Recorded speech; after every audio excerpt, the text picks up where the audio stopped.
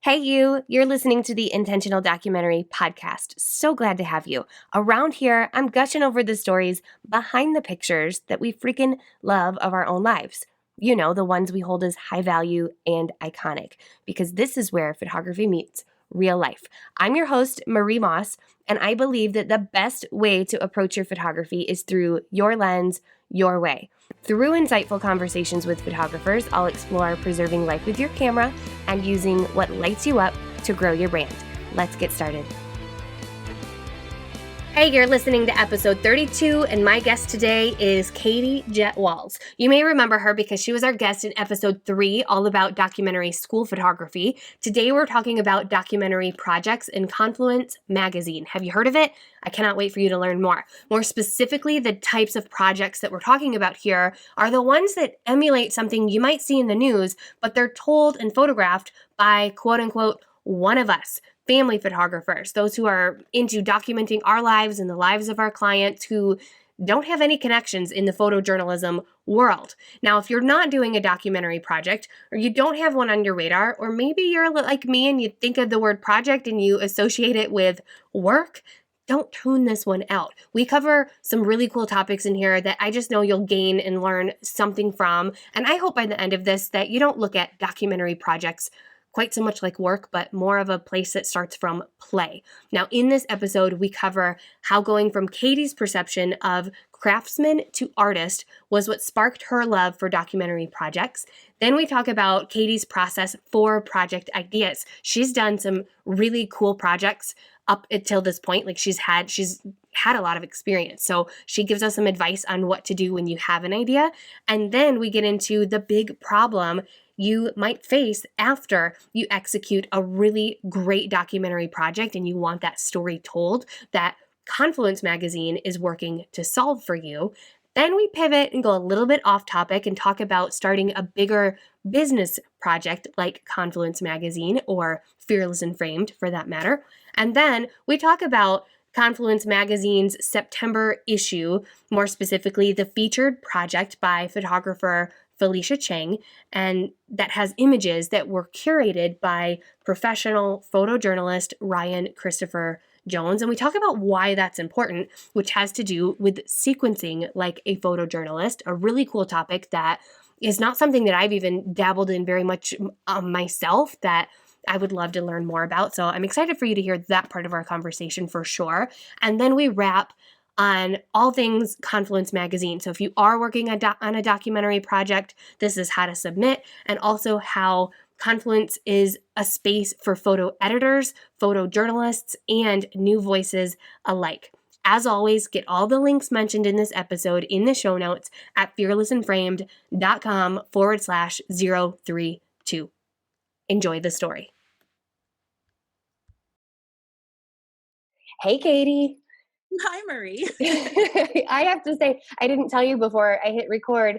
You were the very first person that I had a conversation with for the podcast.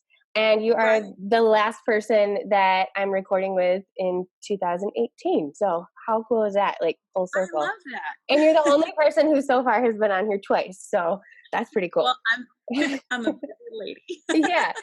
So we are going to go deeper. You are here because I want to talk about your new thing, which is Confluence Magazine. And basically a simplified version of that, in my words, is that you're spotlighting documentary projects with a certain something you might read in a newspaper type of element to it. Meaning it's not like somebody who's photographing their kids swimming in their pool all summer long. Like it's not just, what we are used to in our documentary family community. So it's also more than that. You're bridging the gap between two worlds that currently don't really associate with one another, which we'll go deeper. I'll leave it a little mysterious, I guess. Awesome. Is that how you would describe your magazine?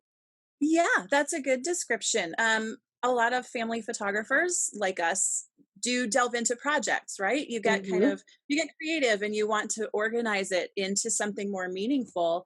And a few of us, I think maybe a lot of us actually, are creating projects that are not about our families. That's kind of a good way to describe it. It's projects beyond your own family or your own kind of intimate circle, projects that are out in the community, projects that are related in some way to cultural or social issues around us, and using our creativity as photographers to explore those issues. It's very much what a photojournalist would do if they had a long period of time to invest in a single project. But we aren't photojournalists. We're something different. And I have a feeling that there's maybe a category being developed for this set of people. And I want Confluence to be a place where those people can find their voice, and it can be a stepping stone, I hope, into wider publication of these stories that we create. Yes, I love all of that. Now, if there are people listening who currently are not working on a documentary project and they're like, what is she talking about? What are these people doing that I'm not? You are a commercial family photographer too, but you're also always taking on lots of projects. I'm truly in awe of everything that you're doing all the time. Why do a documentary project, like for you? Like, for why is this something that you do, like, as opposed to just not just but only documenting your family and your clients? Like, what has sparked you to do what you're doing with all the different projects you've done, because you've done a lot? Yeah, that's a really good question. And the answer, I think, kind of starts back in 2015. Um, I in 2014 and 15, I had just discovered kind of a documentary approach to family photography, and I was really enjoying it, and I feel like I was growing creatively. But I also had like a conflict, I guess, in my head with regard to the term artist. People had referred to me as being an artist, as a photographer. I didn't feel it. I felt like the better term was like a craftsman, like someone who is hired to build a beautiful piece of furniture and creates it and sells it to an owner, to someone who owns the a table or whatever. And I thought, that's what I do. I'm skilled and talented, and I work on my craft, and I deliver a product to a buyer. And I felt like an artist would be someone who creates something that comes from within their own mind, right? Something that may be only for themselves. So I didn't think that I was an artist, but I was curious if how I would find that out. So I took a meditation class. I did like a 10-week intro to meditation with the idea of creating some space in my mind to see if there was any kind of personal artistic creation. And believe it or not, I did like have an idea that I don't think would have come to me if I hadn't paused to kind of explore this. So the idea that I had to do with my grandmother and a set of women that she had been friends with for about 15 years. They had all met together in a grief group when their husbands passed away. 15 years on, they were still best friends. They go out for dollar taco night every Monday night. And I just thought, like, that is such a lovely story and something that could be so overlooked. And as I was thinking, like, what would make that a richer or deeper story? Like, what can I do to explain why I feel like this is important? I just did a little bit of research on widowhood. And it turned out there's a lot of documentation about the psychological effects of losing a spouse, the financial challenges that someone faces when they find themselves alone, and also the process of grief and how important it is in the process of grief to build friendships that are outside of your own family, right? Because your own family is grieving as well. So it's a different relationship. And it turns out that having close long-term friendships is one of the mitigating factors for a lot of psychological problems that can come after the loss of a spouse. So what I had stumbled on was an actual kind of social issue that was demonstrated in my grandmother's relationship with her friends. So I went out to Oklahoma City and spent a week photographing my grandmother and her friends and talking to them about their spouses and looking at wedding pictures and just creating this story, all with the idea of letting it explain the positive side of living as a widow, and how important this is and what those friendships really look like, how they really do like bolster your life and make you happier and healthier. So that was the first kind of non-family related project that I ever photographed. And I really loved making it. So there was some time before I started like trying it again. Um, but I feel like I kind of caught a bug to tell different stories, to tell stories that were outside of my immediate circle. So that's kind of what I mean when I talk about these projects. As I've gotten to know more photographers who are doing this, you can take it even farther. I know a photographer who's documenting fishing on the Chesapeake Bay. I'm now working with an HIV positive veteran in Queens, New York, and just documenting his story. So there are all kinds of stories that can be overlooked if no one takes the time to kind of zero in on them. And in many cases, people's stories do tie into bigger issues in our culture and in our society. So that's the kind of project that I'm talking about, where you really go deep and spend a lot of time with someone and make the connections between their individual story and like the bigger picture. Yeah. And what's really cool is that it's starting with a spark that happened within you, as opposed to, say, newspaper photographers or whatever, where they go out on assignment and maybe the assignment turns into something that was exciting for them, but you're starting with that, with something that sparked your curiosity or something within you emotionally. And then I like that second part where you actually, especially with the story with your grandma, where you did a little bit of research on that topic and to try to make it more of a rich conversation. And that's kind of what's leading you and these other photographers who are doing such things. Katie and I were talking prior to this conversation about how I've just moved to South Carolina. I lived in Michigan my whole life, and I see Jesus everywhere here. Not that there's anything wrong with that or anything. It's something I'm noticing. They're on a lot of the light posts, like on the corners of intersections. There's stickers that say Jesus, and it's just different. I'm not saying it's bad or wrong or anything. I'm just saying it's different. There's a presence here that I have never lived around. And like, so I think that for me, like that would be something that I would start to photograph because it's something I notice. So my next question for you, Katie, is what advice would you give somebody looking for maybe who's like, this is a really cool idea, like to find themselves a topic and like how to get started? That's a good question. I don't feel like I'm the person most qualified to answer it. There are really great mentors and people with a lot more experience than I have, but I can tell you what has worked for me. So hopefully that will help others. Yeah. With each project that I've attempted, I've sort of like the idea comes to me, and sometimes it feels a little like half baked, I guess. Like maybe it's a little crazy, maybe there's nothing there, but I just give it a little bit of mental space. Like maybe if I wake up in the middle of the night, I think about it a little bit. I think about it while I'm washing the dishes. Like, does this idea have any legs? Why am I interested in it? What caused me to notice it in the first place? And if it sticks with me, I sort of figure like, okay, this idea and I are gonna like chat it up a little bit.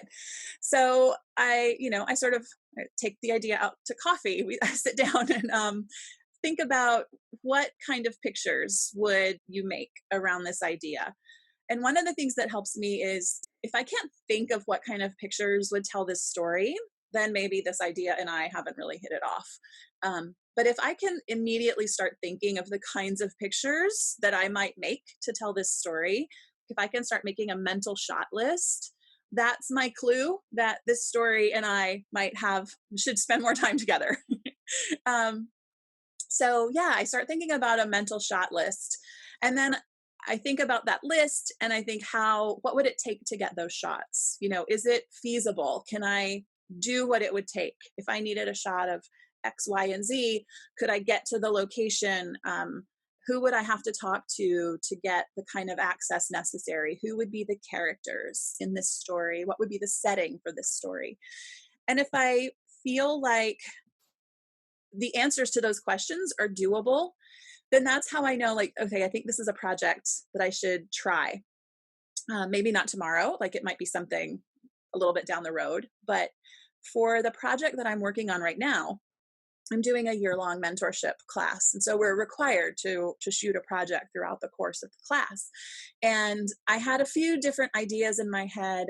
And the one that I landed on, which is documenting the life of an HIV positive veteran in Queens, um, the subject of my project was a friend, so I knew that access was probably there. I just needed, his permission, and I thought probably he would be okay with it. um, Logistics were a little bit tricky because I live in Washington D.C., but I talked with my family about what it would mean to spend a few days a month or every 6 weeks in New York, photographing this project, and it seemed like that was also doable. My business can afford train tickets, so travel is kind of not not that it doesn't matter. It definitely matters to our budget, but it's doable. And my husband was comfortable handling childcare. Our son is 6, so it's an easy time, for them to handle everything while I'm gone. So logistically, it just fell into place, and I could visualize the photos that I thought I would make to tell his story. So I went for it.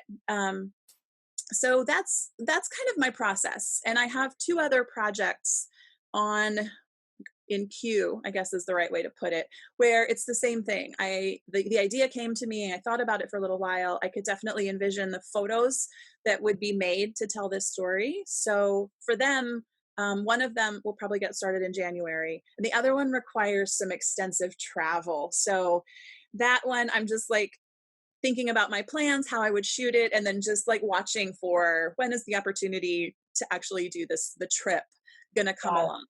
Um, Mm-hmm. so yeah, I think that's the first step for me. It's just really plotting it out to see.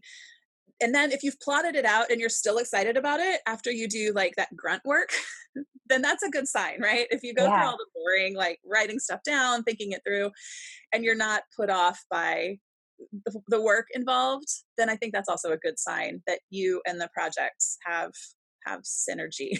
And kind of reading between the lines here, what I really like is that you're doing this for you. There's not an agenda of, okay, if I do this, what might I be able to do with this? Like, where might be published or whatever. Like, you are starting from a place that I think would keep you excited to continue documenting it, if it is, especially if it's over a long period of time.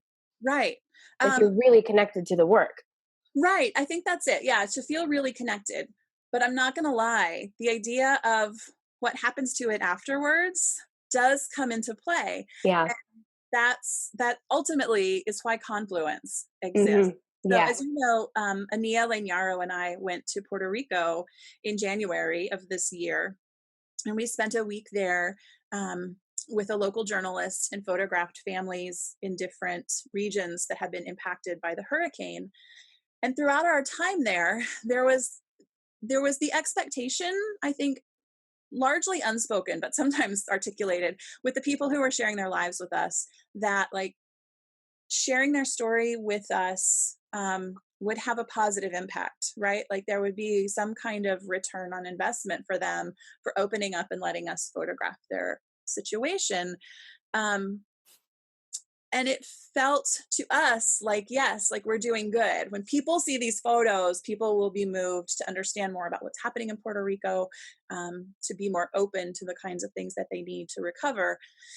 And then we got home with our photos and discovered that it's really, really hard to get your work out into the world when you have zero connections. Hmm. The next question is like, how do you get those connections? Well, apparently you get them when you're in photography school and in photojournalism school.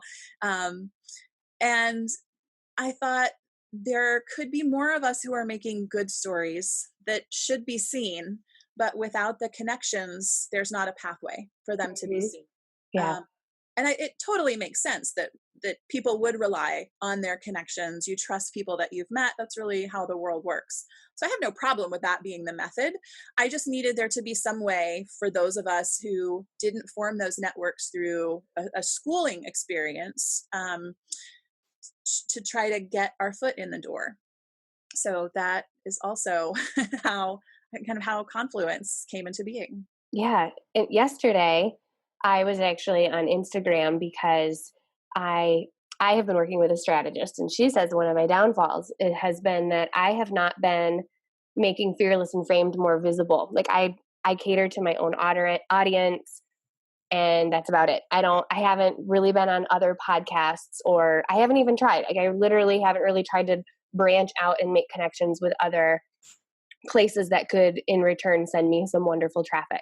So I sat on Instagram and was just like looking for ideas of places where maybe I could help these other vendors, audiences, and so on. So that took a lot of time. So I think where I'm going with this is that like these people who are looking for content to publish on the news or in a magazine or wherever, like it is a lot of work. So it makes sense that they continue to return to these reliable sources, and that's how people just remain unknown. So I think that, well, and you know this, not just I think, but Confluence is really going to become a source, a reliable source who's actually doing the work for them in bringing these stories to light. So I just think it's the most amazing thing. And will you just tell people the dictionary definition of Confluence, because it's beautiful? Yeah, thanks. So confluence is the point where two rivers meet, usually a smaller river joining into a larger river. Um, and it's usually kind of a tumultuous place, right? Like all this water is coming together and getting mixed together and then heading on as a larger body of water toward the ocean. The reason that I chose that to be the name for the magazine is because I see the stories that are being made by emerging documentarians as the smaller stream, and Confluence is a place where we can join the mainstream flowing out into the stories that are making it into the world. Ah, so beautiful. So last month, well, actually this month, in my brain it's October, but really it's the end of September. So last week, you just had your first issue published. It's official. Congratulations, and congratulations to all of those who are inside of this one. Currently, it's all web-based, right? Right. I was actually surprised to see that. I didn't know that that was the format that it was going to be, and I think it's really, really cool because it's accessible to everybody. And so I would love to know, first of all, um, are you working towards like a PDF or print issue eventually? Is it going to stay this way? Because I was expecting to go to it and it was something I was going to have to buy. And I was like, oh, it's all here. This is amazing. So speak to that. So, okay. So when I first had the idea to do a magazine, my initial plan was an online magazine because I don't know anything about making a magazine. So making a print magazine just seemed like biting off way more than I could chew. Um, but it's not off the table. However, when I presented this idea to my husband, I'm all super excited, like, listen to this great thing I'm gonna do. And he just kind of looks at me, he's like, yeah, I'll talk to you about this after you read The Lean Startup. So my husband is like a computer tech guy. And I was like, oh, I don't want to read one of your like techie business books. I don't like business books at all. And probably not one about computer related stuff. He's like, nope, you don't understand. You need to read this book. So I read it and I made a lot of fun of it because I feel like maybe somebody more personable should rewrite that book. However, what I learned from the book and what he wanted me to get from the book was the concept of iterations. So when you have a great idea, it's really tempting to just want to build your whole big, beautiful idea and then present your whole big, beautiful idea to the world. Yeah. And this guy says that's really not a smart way to create a product that you want people to use. So the idea of iterations is you look at what is the most basic, like, first element of my big beautiful idea that I could put out there. And then people can look at it and play with it and use it, and you can get feedback from them. Like, is this something that you want? Like, will you come back to use this? How do you use this? Where does this fit into your life? And you use that information to make the next step in your big beautiful idea. And you allow your big beautiful idea to be morphed and shaped by the people that you want to be in conversation with.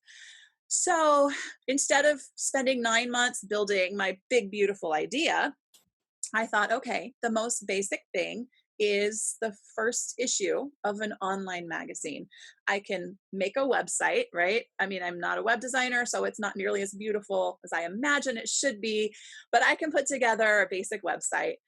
I can get together enough stories to give it sufficient content, and I can wheedle my friends into giving me enough content for like some articles to read. And then I thought, that can be out there and we can see if people like it, right? If anybody really wants to see it, if it inspires anyone to make projects. If no one's making projects, there's no content for a magazine.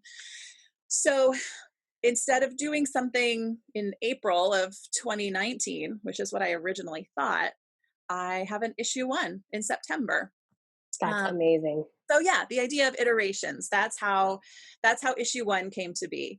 So the nice thing now is there's an actual issue that I can use to show other people. So when I want to bring in guest curators, working photojournalists and photo editors who can edit a project, I have something to show them now. I don't just have to sell them on an imaginary idea that's coming next year. There's an actual proof of concept. Here's what I'm making. Would you like to be involved? So now I think I can actually grow smarter. And then based on how people feel about it and what they need from it, I can develop it in a way that appeals to the people that I want to read the magazine. For sure. I love that. And that covers, I was going to ask you later, like for people who have these ideas that, like for me, it's funny, it's kind of like we're on these like opposite ends where you are helping people get out of, not get out, but also include other issues beyond like their family life and for their clients. And I'm like, we're photographing everybody else. We need to pay more attention to our own lives too. And so like point being, like this documentary photography is truly an umbrella and there's so many different facets inside. So that would you say like what advice, if anything else, I think iterations is probably like the best advice I've ever heard. For people who have this spark for something and they want to do more with it, what advice would you give them in their next step so that they don't like go all, because that was me. And that was the story I was going to share is I had this idea for a magazine in 2015. It was actually just inspired by a lot of the things that I believe in my own photography. And I started to get content.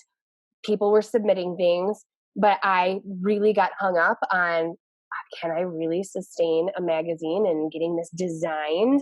Because that was the immediate direction that was the belief that I had in my head was I have to get this designed and it has to be something that's going to be very expensive. And I don't have like, how do I keep forking out the money to pay for a designer and all this stuff?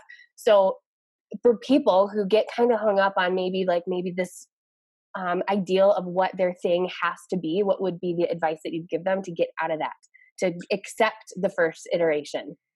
So let's see, I have 3 recommendations. Recommendation 1 is to gather your cheerleaders, the people who are close to you, who are also doing kind of big things or thinking big.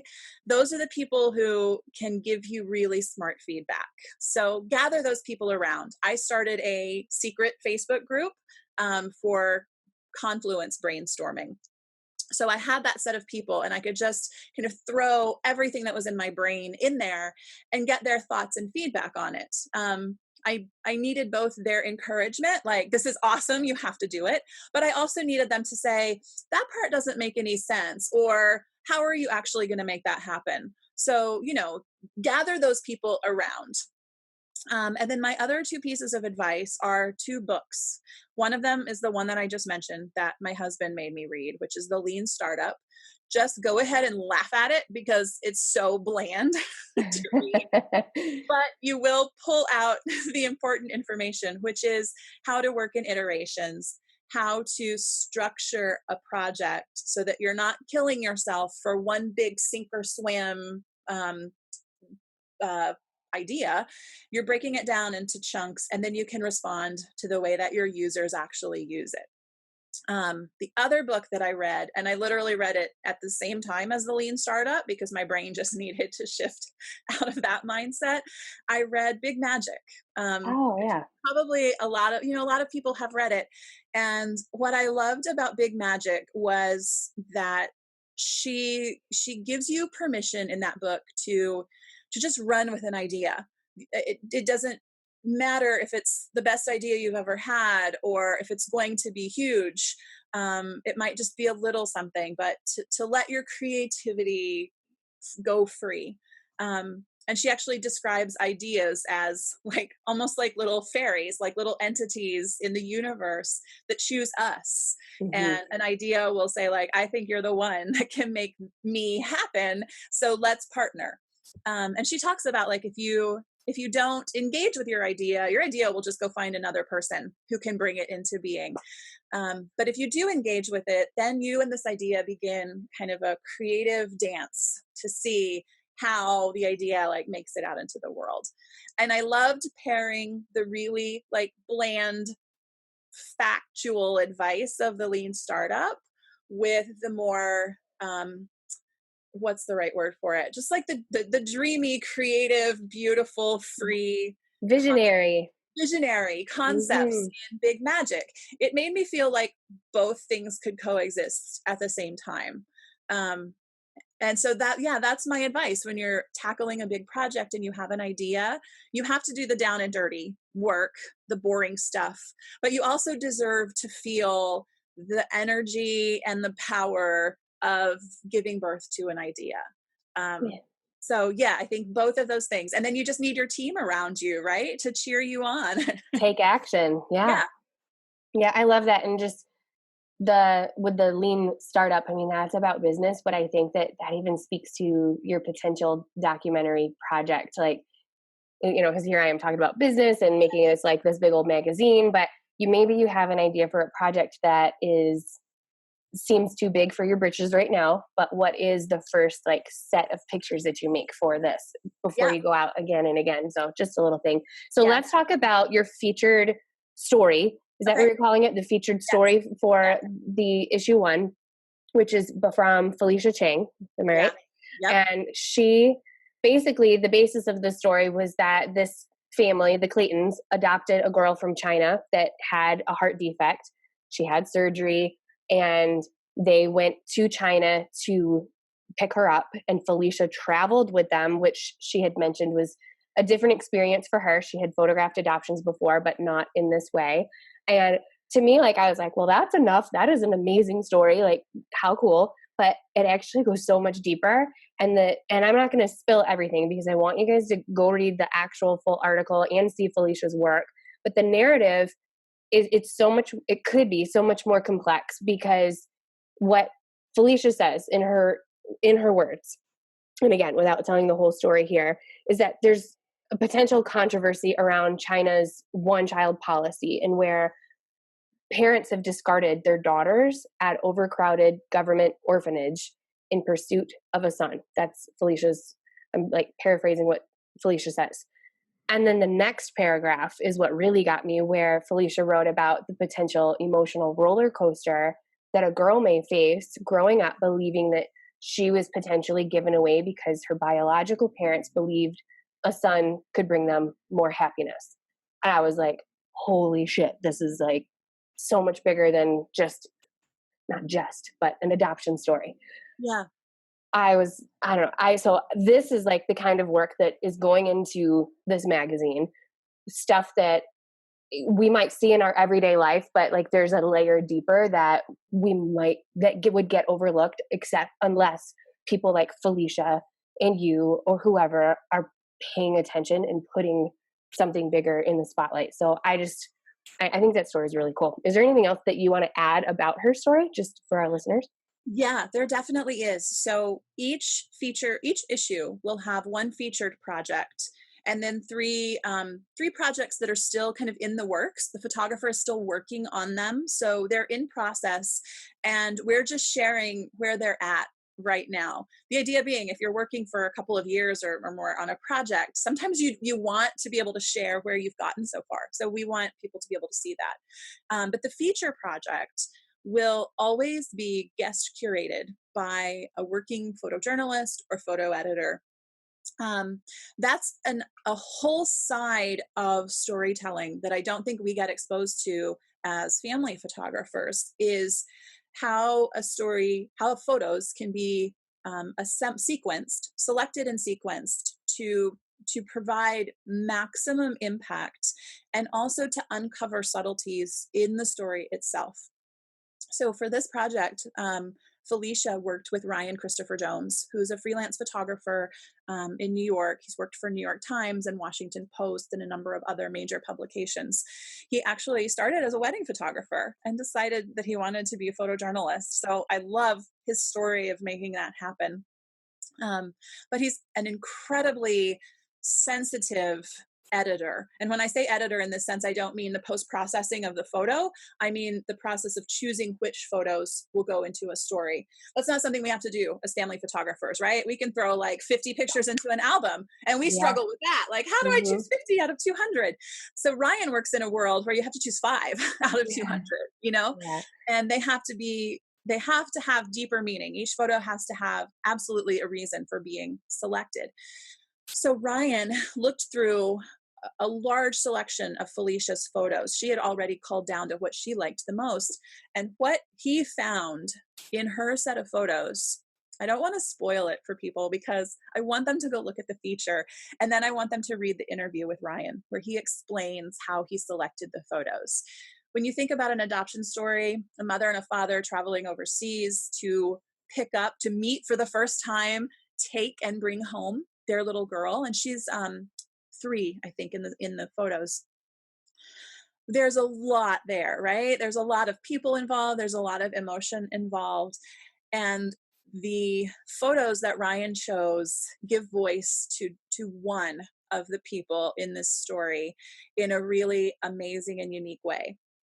And he found photos in Felicia's collection that contained metaphors to make her story even deeper. And reading his words about those photos and then looking back at them, I think there's a depth that you would not even pick up on your own. And even Felicia said, like, this is something she hadn't really realized was there. But looking back at other photos, she could begin to see more metaphors and more of that story throughout her whole collection. So I think, to me, like, the magic that happened with that project was seeing how powerful it is when a really insightful editor narrows down your photos to one particular thread and like pulls out that thread and gives you a whole new perspective on the story. To me, that is magic. I want to learn to do it. I want to be really good at it for my own work, and just to I feel like it's just such a higher level skill. I was blown away and I was really moved by his edit of that story. Yeah, that is really cool. Yeah, I remember, I don't remember exactly where you went, but I remember you shared the video of, was it Ryan and other people sequencing your photos? Oh, so that wasn't Ryan. It was a photo festival that I attended here in DC in June. Yes, and there was a class on this very subject, on sequencing photos for narrative. Yeah. And there's a video of them sequencing photos of my son's dance class. Yeah. Like, the difference it made to have them put together in a certain way just blew me away. Yeah, cool. Yeah, I'll link to some of these things in here for those of you listening, and all of everything that Katie has mentioned. So before we wrap up, I've just had a couple more questions. Well, this one's not really a question. You've outlined on your site the submission guidelines. So it's really clear if you're listening and you're like, well, wow, I have a project I've been working on. This sounds perfect. You can go to the magazine site, which is it confluencemag.com? Yes. Yeah. So you can go there and there's a submission tab right in the navigation bar. It's really easy to see. So this is going to be, there's 2 things when you are on this site. There will be a quarterly magazine publication, which this is, I'm going to let you explain the difference. So there's the quarterly magazine and then there's the editor's journal. What's the difference? What can we expect? Great question. So the magazine will publish quarterly. So issue 1 was out at the end of September. Issue 2 will be out in January. And then quarterly following that. But the editor's journal, which is aimed more at photographers working on projects, developing projects, learning how to make projects, the editor's journal will be updated more frequently. I'm hoping right now to have new content on a weekly basis, but I am a family photographer going into the fall season, so I'm not gonna, beat myself over the head to get everything perfect this time around. But yeah, there will be new content in the editor's journal ongoing. So I want people to know they can continue to visit the site. And if you need a reminder to check the editor's journal, we do have a newsletter subscription. Like, nothing heavy is going to come your way, just an update when there's new content in the editor's journal so that you know to go check there. So don't wait and not come back until January after you look at issue 1. Keep coming and reading the material that we'll have in the editor's journal. Yeah. And that's under the About section of the site, right? Where they can sign up. Yes, newsletter subscription is in the About section. Fantastic. So my very last question is, can you describe the board of advisors? Like, what is that? What does that mean, especially for photographers working on projects? What does that mean to them? And how do they help you? That's a great question. So for Confluence Magazine, I have a very small board of advisors right now. And those are people with skill sets that I don't have, but need to make this work. And also people with connections that I don't have yet and will need to make this work. So right now, the board of advisors is kind of aimed more toward content and getting good feedback from smart people. As the magazine develops, I want to be able to invite photo editors and other gatekeepers in the publishing world to be a part of the board of advisors, to help me better understand what photo editors need, what kinds of photographers can get assignments, what kinds of stories can get into publications, what kind of publications are the right ones for the stories that we're making. And then hopefully also those people in the board of advisors will connect me to the people I don't know yet. When you're the one that can pick up a phone and call someone who might be a good fit for a particular story, I want those people, helping me. I have a lot to learn. So yeah, it's the people who can help me know what I need to know and help Confluence kind of move up into the world.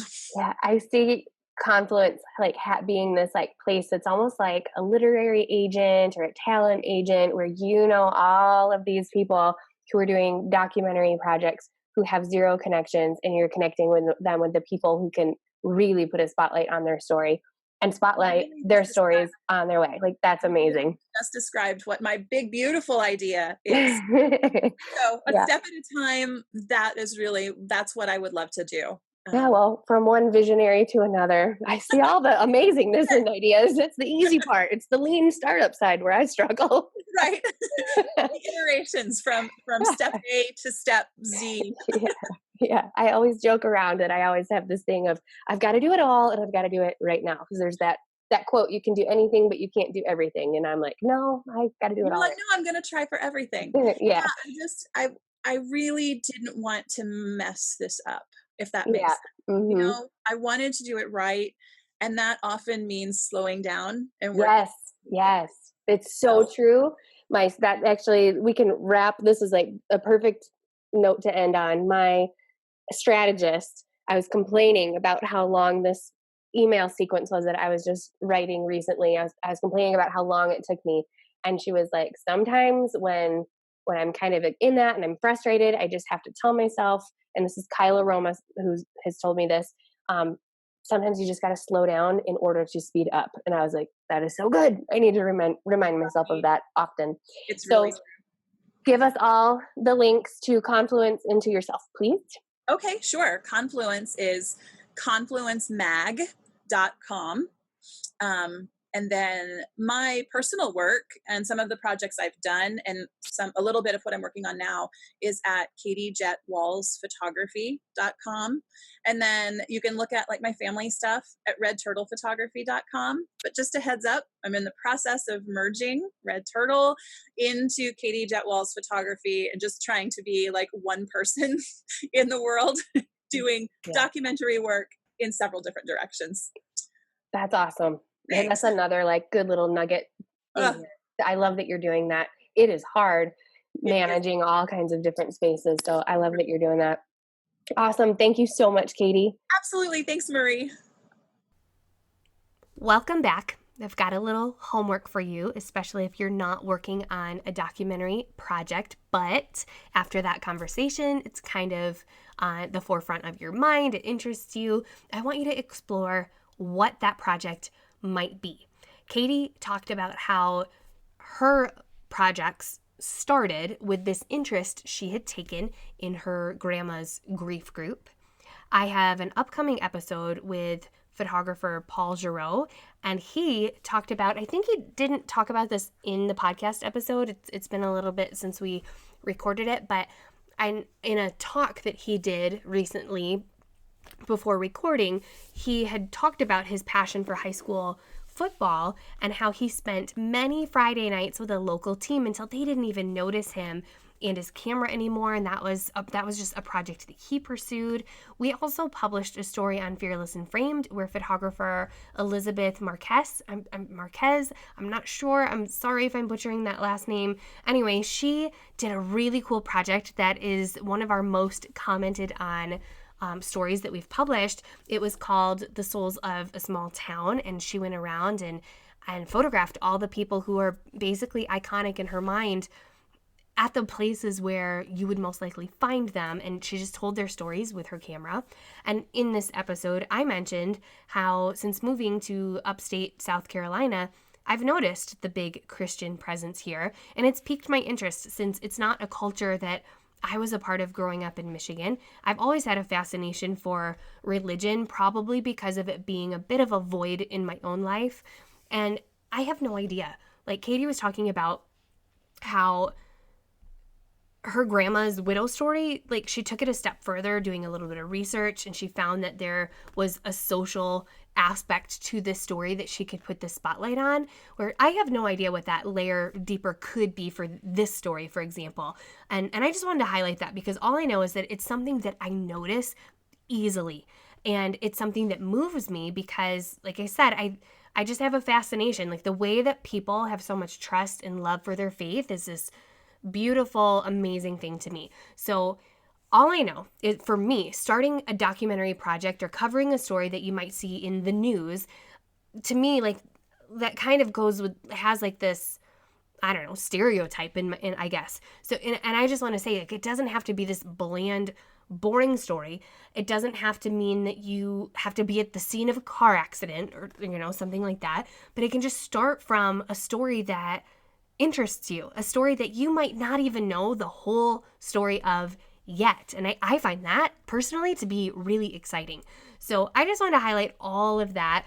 And what I'd love for you to do is just think about that. What could a project be for you? And go tell Katie in Confluence Magazine about it. If you're already doing a project, definitely go tell Confluence Magazine about it. Or come tell me. I'd love to hear and play operator and fill Katie in on what was sparked for you from this episode as well. And until next time, stay fearless. Bye-bye for now.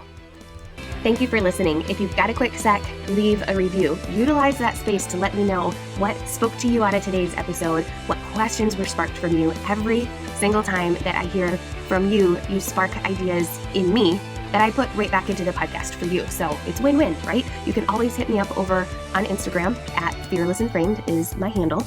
And as always, you can go to fearlessandframed.com/intentional documentary podcast for this episode's show notes and any mini mags and past show notes. All the goodness is over there. And until next time, what are you going to preserve next?